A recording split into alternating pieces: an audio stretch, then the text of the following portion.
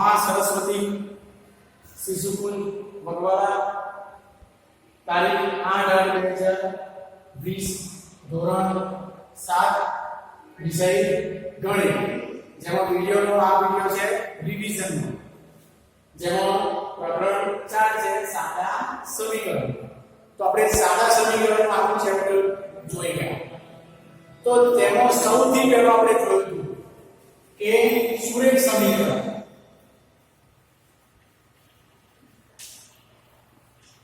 કે સુરેખ સમીકરણ એને કહેવાય કે જેને એક ઘાત એવા પદો જે છે એવા સમીકરણો આપણે સુરેખ સમીકરણો કહે છે. ધોરણ 7 માં આપણે સુરેખ સમીકરણના ઉકેલ શોધવા શીખવાનું છે આ ચેપ્ટર. એટલે આપણે ફક્ત ધોરણ 7 માં સુરેખ સમીકરણનું સ્વરૂપ ax b = 0 આ એનું સ્વરૂપ શીખ્યા. આવા પ્રકારના ઘણા સમીકરણો ઉદાહરણમાં આપણે શીખ્યા કે 3x + 5 = 15. ધારો કે આપણે લખીએ 2x - 7 = 9. તો આ જે સમીકરણો છે આવા ઘણા અસંખ્ય સમીકરણો મળ્યા આપણને. તો આવા સમીકરણોને આપણે કહીએ છીએ સુરેખ સમીકરણ, જેનું સ્વરૂપ ax + b = 0 છે. ત્યારબાદ આપણે શીખ્યા હતા કે વિધાન પરથી સમીકરણ બનાવવું, એટલે કે ગાણિતિક વિધાન. તો એના દ્વારા આપણે ઉદાહરણ જોઈએ કે x ના બે ગણામાં 3 ઉમેરતા 17 મળે. તો આ જે વિધાન છે એ વિધાનને આપણે ગાણિતિક સ્વરૂપમાં ફેરવવું હોય તો સૌથી પહેલા આપણે શીખ્યા કે x ના બે ગણા, તો બે ગણા એટલે કે ગુણ્યા 2 એવું આપણે શીખી ગયા છે. તો x ના બે ગણા એટલે કે બે ગણા થઈ ગયા x માં 3 ઉમેરવા માટે આપણે વત્તાકાર કરીએ છીએ, એટલે કે 2x + 3 થશે 17 મળે બરાબર 17. આ જે બન્યું છે એને કહેવાય આપણે ગાણિતિક સ્વરૂપ. આ રીતે બીજું એક આપણે ઉદાહરણ જોઈએ કે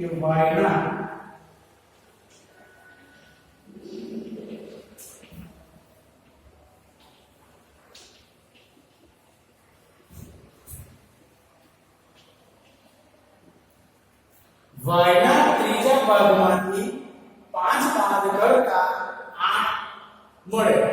તો જે આ y છે એનો ત્રીજો ભાગ એટલે ભાગાકાર, તો એને આપણે છેદમાં લખીએ છીએ.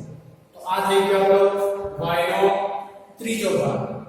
એમાંથી 5 બાદ કરતા એટલે -5 થશે બરાબર આપણને મળશે 8. તો આ જે આપણે લખ્યું છે એ થઈ ગયું આપણું ગાણિતિક વિધાન. તો આ રીતે આપણે વિધાન પરથી ગાણિતિક વિધાન બનાવતો શીખી ગયા છે. અને ગાણિતિક વિધાનમાંથી વિધાન સ્વરૂપે પણ આપણે જોઈ ગયા છે. તો આ રીતે આપણે આપણે શીખ્યા હતા સુરેખ સમીકરણનું સ્વરૂપ, ત્યારબાદ વિધાન પરથી ગાણિતિક સ્વરૂપ. આપણે શીખ્યા હતા કે આપેલી કિંમત માટે સમીકરણનું સમાધાન થાય છે કે નહીં. તો એના થોડા ઉદાહરણો આપણે જોઈએ કે સૌથી પહેલા છે x - 1 = 5, જ્યાં x = 3. એટલે કે આપણે સમીકરણમાં x ની કિંમત 3 મૂકવાની છે. તો એ સમાધાન કરે છે કે નહીં. તો આપણે શીખ્યા હતા કે સમીકરણનો આ જે બાજુ છે એને કહીશું આપણે ડાબી બાજુ, અને બરાબરની આ સાઈડ જે છે એને કહીશું આપણે જમણી બાજુ. તો ડાબી બાજુ પહેલા આપણે લઈએ તો એ છે 2x + 1. હવે આપણને પ્રશ્નમાં x ની કિંમત 3 આપી છે. તો એને 3 થી આપણે -1 માટે 2 અને 3 નો આપણે ગુણાકાર કરીશું. તો 3 દુ 6 - 1 બરાબર 6 માંથી 1 જાય તો 5 થશે. તો આપણે વિદ્યાર્થી મિત્રો જોયું કે બરાબરની જમણી સાઈડે 5 છે અને ડાબી સાઈડે પણ 5 આવે. તો 5 બરાબર જવાબ. એટલે કે આપેલી કિંમત એ સમીકરણનું સમાધાન કરે છે.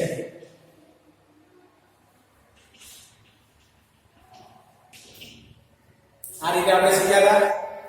એ રીતે બીજું એક ઉદાહરણ છે જેમાં ડાબી બાજુ છે 3x + 1.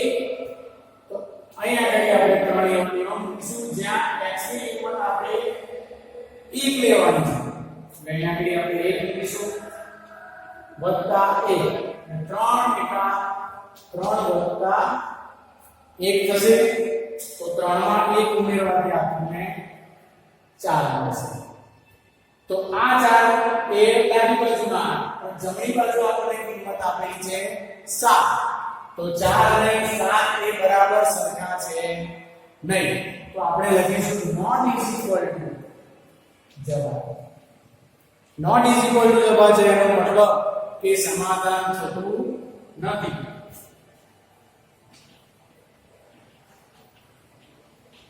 એટલે કે આપેલી કિંમત માટે સમીકરણનું સમાધાન થતું નથી. ઉદાહરણ નંબર 3 જોઈએ કે ડાબી બાજુએ 5x / 4 + 1 આપણને આપેલા છે જ્યાં આપણે x ની કિંમત 4 મૂકવાની છે. તો આપણે 5 એમાંને એવા x ની કિંમત મૂકીશું 4 બીજા 4 + 1. હવે જે આ 5 અને 4 છે એનો આપણે ગુણાકાર કરીશું. તો 5 ચોક 20 થશે ભાગ્યા 4 + 1. તો 20 ભાગ્યા 4 કરીએ તો આપણને મળશે 5 + 1.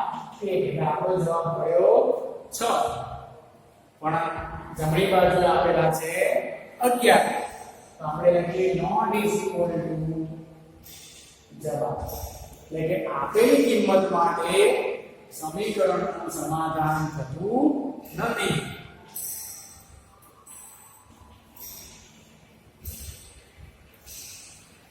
તો આ રીતે આપણે ઘણા સમીકરણો ઉકેલ મેળવો.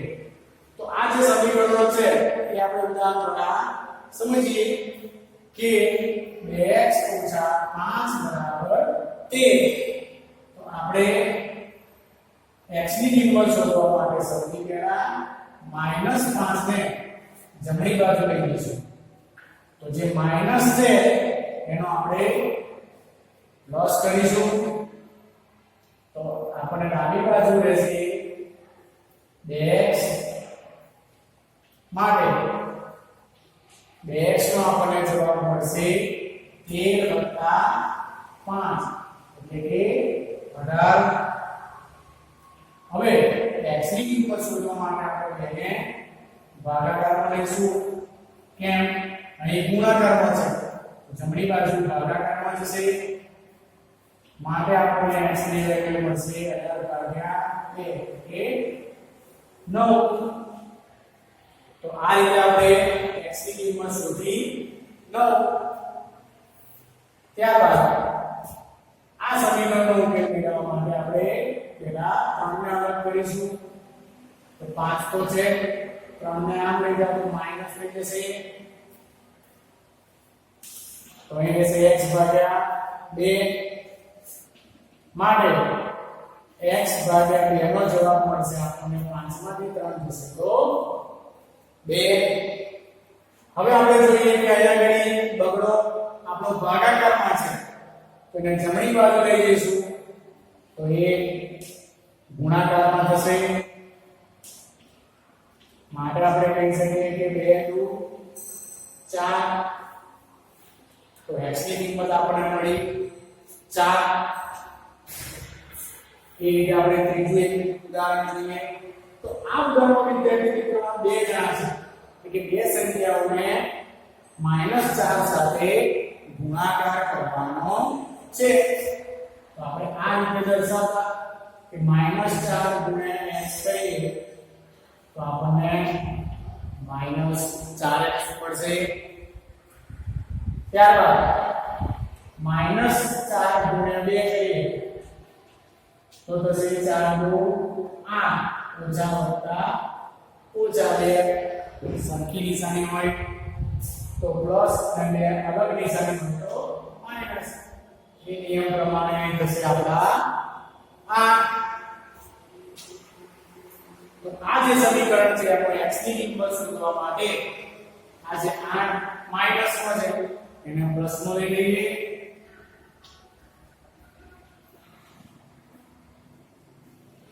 આ બાજુ રહેશે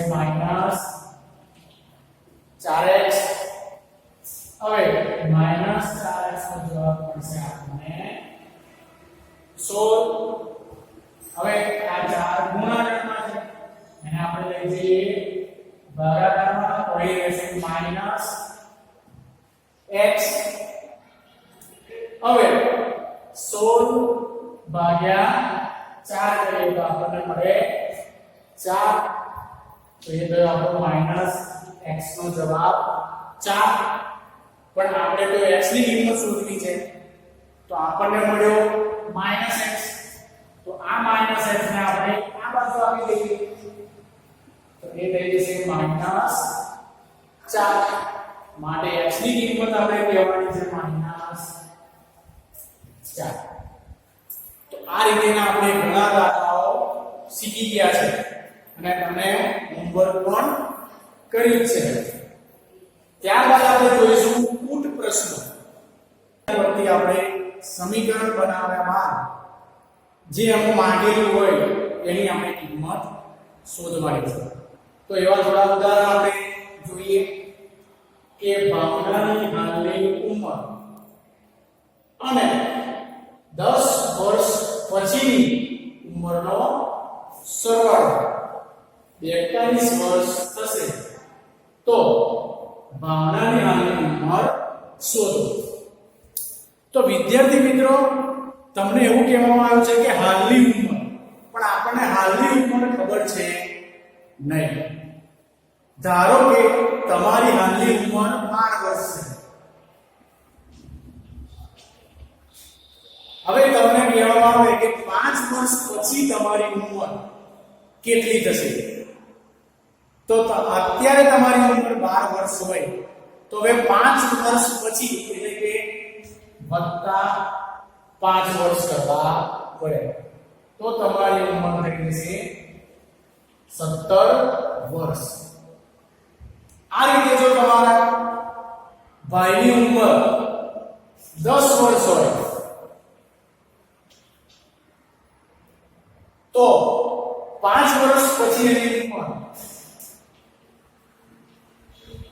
15 વર્ષ થઈ જશે પણ આ દાખલામાં આપણે ભાવનાની હાલની ઉંમર ખબર છે નહીં અહીં લખેલું છે કે હાલની ઉંમર શોધો માટે ભાવનાની ઉંમર કેટલી ધારવાની છે x વર્ષ અને કહ્યું છે 10 વર્ષ પછી એટલે કે વત્તા 10 તો અહીંયા આગળ આપણને x ની કિંમત છે નહીં માટે આપણે ઉંમર લખીશું x વત્તા 10 વર્ષ ઓકે તો હવે દાખલાની શરૂઆત કરીએ આપણે કે ધારો કે ભાવનાની હાલની ઉંમર બરાબર x છે એટલે કે આપણે એની હાલની ઉંમર ધારી x હવે વિધાનમાં કહ્યું છે કે 10 વર્ષ પછીની ઉંમર તો 10 વર્ષ પછીની ઉંમર, તો 10 વર્ષ પછી વિદ્યાર્થી મિત્રો એની ઉંમર કેટલી થશે? તો કે x + 10 થાય. તો આ x દર્શાવે છે હાલની ઉંમર અને આ x + 10 દર્શાવે છે 10 વર્ષ પછીની ઉંમર. હવે વિધાનમાં કહ્યું છે કે બંને ઉંમરનો સરવાળો 42 વર્ષ થશે. તો આપણને જે હાલની ઉંમર મળી છે x અને 10 વર્ષ પછીની ઉંમર મળી છે x + 10. તો એ બંનેનો આપણે સરવાળો 42 વર્ષ થશે. તો આપણે સમીકરણ બનશે x + 10. આખું વિધાન લેવું પડે. આ રીતે થઈ જશે બરાબર 42. હવે સમીકરણમાં તમને x અને x, અહીં ધારો કે 1x છે, અહીં પણ 1x છે. તો 1x અને 1x નો જો આપણે સરવાળો કરીએ તો આપણને મળે 2x + 10 બરાબર 42. આ જે બન્યું એને કહીશું આપણે સમીકરણ. તો આ રીતે આપણે સમીકરણ બનાવતા શીખ્યા છે. ત્યારબાદ એનો ઉકેલ. તો આપણે x ની કિંમત શોધવા માટે પહેલા 10 ને જમણી બાજુ એટલે -10 થઈ જશે. અહીંયા કઈ વધે આપણા 2x. તો 2x નો આપણને જવાબ મળશે 42 માંથી 10 જાય તો 32. ત્યારબાદ x ની કિંમત શોધવા માટે આપણે ગુણાકારમાં હોય તો ભાગાકારમાં લઈ જઈએ. તો x ની કિંમત મળશે આપણને 32 ભાગ્યા 2 એટલે 16. તો વિદ્યાર્થી મિત્રો x ની કિંમત 16 મળી. તો x શું ધાર્યું? તો કે ભાવનાની હાલની ઉંમર.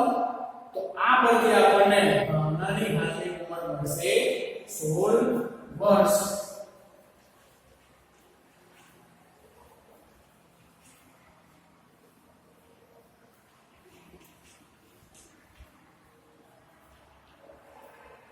તો આ રીતે આપણે જે રકમ આપી છે એના પરથી સમીકરણ બનાવ્યું અને સમીકરણ પરથી આપણે એનો ઉકેલ મેળવ્યો. હવે આ બીજું ઉદાહરણ આપણે જોઈએ કે 3 ક્રમિક પ્રાકૃતિક સંખ્યાઓનો સરવાળો.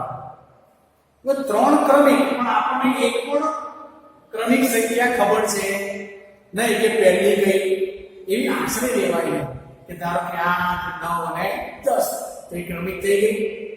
ક્રમિક એટલે કે વારાફરતી. તમે 12 કરો તો 12, 13, 14. તો આપણને 3 ક્રમિક સંખ્યાઓ કઈ છે પ્રાકૃતિક, પણ આપણને એક પણ સંખ્યા ખબર છે નહીં. તો આપણે લખીશું કે પહેલી સંખ્યા x.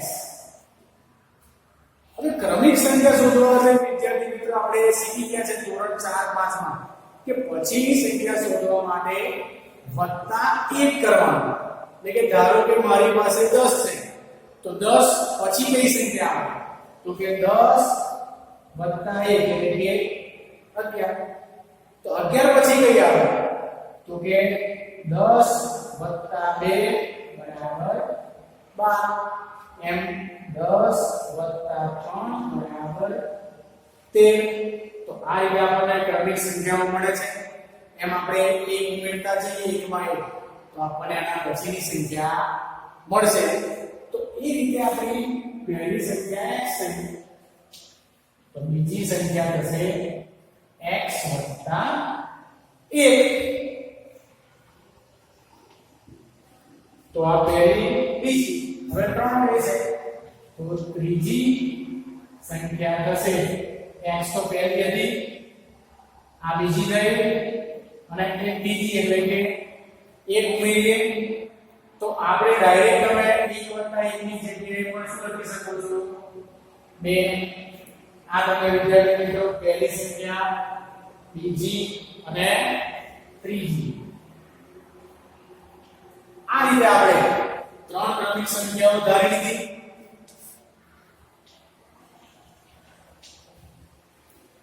હવે અહીં લખ્યું છે કે પ્રાકૃતિક સંખ્યાઓનો સરવાળો 63 છે. તો 1, 2 અને 3 આ ત્રણેય સંખ્યાઓનો સરવાળો આપણે 63 કરવાનો છે. માટે પહેલો તો x વત્તા બીજી સંખ્યા x વત્તા 1 વત્તા ત્રીજી સંખ્યા થશે x વત્તા 2. તો આ ત્રણ સંખ્યાઓ આપણે સરવાળામાં દર્શાવી દીધી. સરવાળો આપણને કયો છે 63.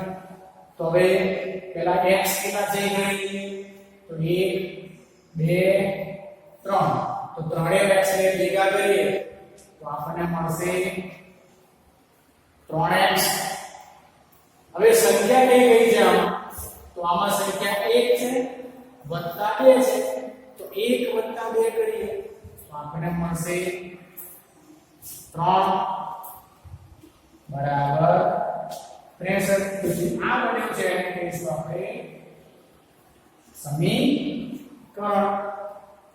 હવે એ સમીકરણમાં આપણે ઉકેલ મેળવીએ. તો આ 3 ને આપણે જમણી બાજુ એટલે કે માઈનસ માં લઈ જઈએ તો 3x નો જવાબ મળે આપણને 60. તો x નો જવાબ લાવવા માટે 60 ને 3 ભાગાકાર મળી જઈએ અને x ની કિંમત મળશે 60 ભાગ્યા 3 એટલે કે 20. તો વિદ્યાર્થી મિત્રો આપણને આ જે x છે એ 20 મળ્યો. તો આપણે અહીં લખ્યું છે કે ધારો કે પહેલી સંખ્યા x છે. તો આ જે x છે એની કિંમત આપણે મળી 20. તો અહીં લખીએ કે પહેલી સંખ્યા x એટલે કે 20. ત્યારબાદ બીજી સંખ્યા હતી x વત્તા 1 એટલે કે 20 વત્તા 1 એટલે આપણા થઈ ગઈ બીજી સંખ્યા 21. ત્યારબાદ ત્રીજી સંખ્યા ધારીને આપણે x વત્તા 2. તો x ની જગ્યાએ આપણે મૂકીશું 20 વત્તા 2 એટલે કે 22. તો આ જે આપણને 20, 21 અને 22 એ ત્રણ સંખ્યાઓને આપણે કહીશું ક્રમિક પ્રાકૃતિક સંખ્યાઓ અને જેનો સરવાળો આપણને 63 મળે છે. જો તાળો મેળવવો હોય તો આપણે જોઈએ 20 વત્તા 21 વત્તા 22 3 અને 6. તો આ રીતે તમે આ તમારે લખવાની જરૂર નથી પણ આપણે આ તાળો મેળવ્યો કે આપણો જવાબ સાચો છે કે ખોટો. તો આ રીતેના ઘણા દાખલાઓ આપણે ચેપ્ટર 4 સાદા સમીકરણમાં શીખી ગયા છે કે આ ટાઈપના કુલ પ્રશ્નો પરથી આપણે પહેલા સમીકરણ બનાવ્યું અને એ સમીકરણનો